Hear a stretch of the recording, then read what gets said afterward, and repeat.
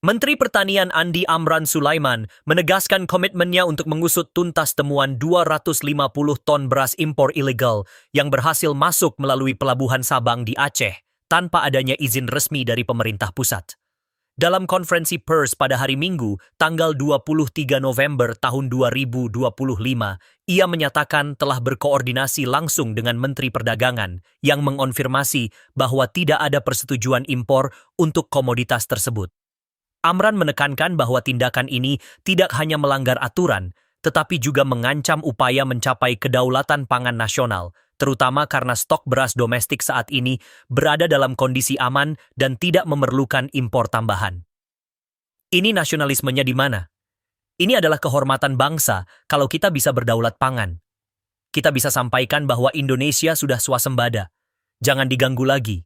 Kalau ada, pasti kita usut, tegasnya, sambil memastikan beras ilegal tersebut tidak akan diedarkan hingga proses hukum selesai, meskipun keputusan pengadilan bisa memakan waktu panjang.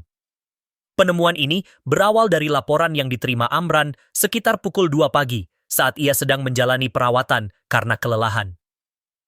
Ia segera menghubungi Kepala Kepolisian Daerah Aceh, Kepala Badan Reserse Criminal Policy Republik Indonesia, serta Panglima Daerah Militer setempat yang kemudian berujung pada penyegelan beras di lokasi. Berdasarkan temuan awal, impor dilakukan tanpa persetujuan dari Kementerian Teknis terkait dan bahkan ada rapat di Jakarta pada tanggal 14 November yang menunjukkan penolakan dari pejabat seperti Direktur Jenderal serta Deputi Badan Perencanaan Pembangunan Nasional. Namun, izin asal dari Thailand ternyata sudah terbit sebelum rapat tersebut, menimbulkan dugaan bahwa ini merupakan rencana yang sudah matang. Berarti ini sudah direncanakan, memang sudah direncanakan, ungkap Amran, sambil menambahkan bahwa beras ditemukan di gudang milik perusahaan Multazam Sabang Group dan pihaknya sedang mendalami pelaku utama dengan bantuan aparat hukum.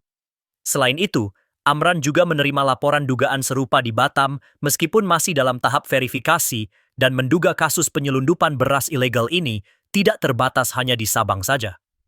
Hal ini sejalan dengan upaya pemerintah untuk memperkuat pengawasan impor pangan, di mana Kementerian Pertanian telah menggandeng berbagai pihak untuk mencegah kerugian bagi petani lokal dan stabilitas harga beras nasional.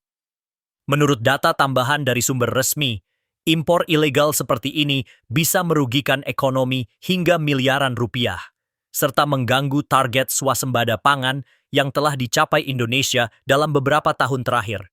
Dengan penyegelan ini, diharapkan bisa menjadi pelajaran bagi pelaku usaha nakal dan pemerintah terus memantau pelabuhan-pelabuhan rawan untuk mencegah kejadian serupa di masa depan.